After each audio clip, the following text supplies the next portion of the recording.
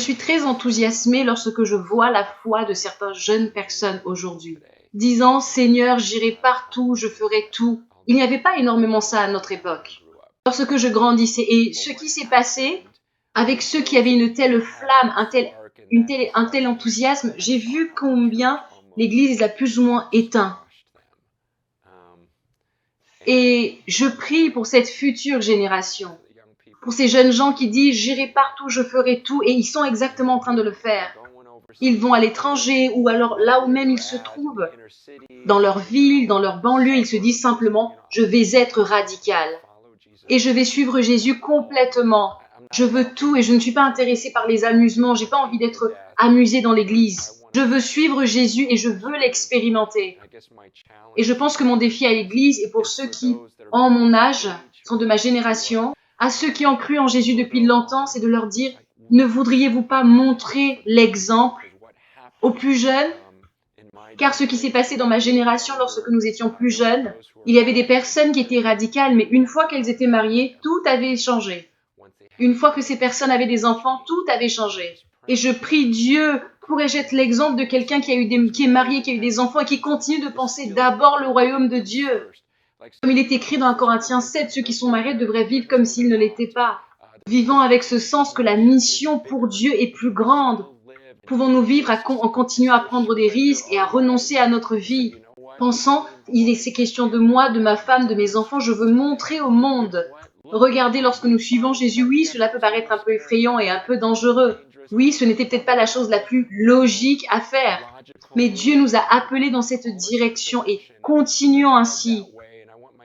Et j'aimerais que mes enfants expérimentent ce que cela signifie que de vivre par la foi. Non seulement cela, je veux aussi être un exemple pour les plus jeunes.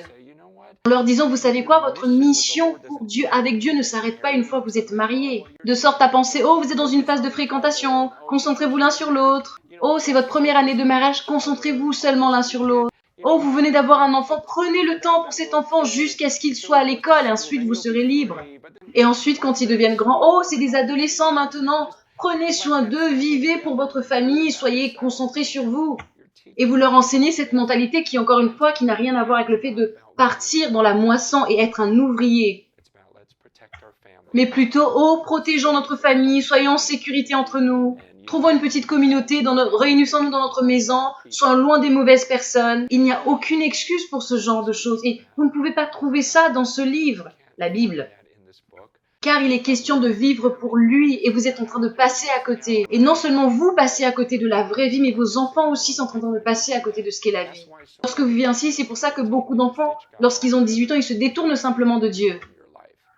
Car n'ayant rien vu d'authentique dans votre vie, n'ayant pas vu cette aventure, car vous ne vous êtes pas mis dans cette position où vous attendiez à ce que Dieu intervienne, de sorte que lorsqu'il est intervenu, toute votre famille a réagi « Waouh, c'était merveilleux, je n'abandonnerai jamais ce Dieu ».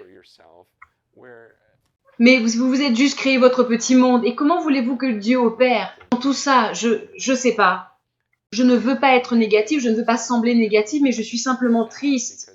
Car non seulement vous passez à côté de vos propres vies, mais en plus de ça, vous êtes en train de détourner vos enfants par notre manière de vivre, parce que nos vies ne sont pas l'aventure qu'ils voient dans ce livre, dans les Écritures, et ils ne sont pas en train d'expérimenter le Saint-Esprit.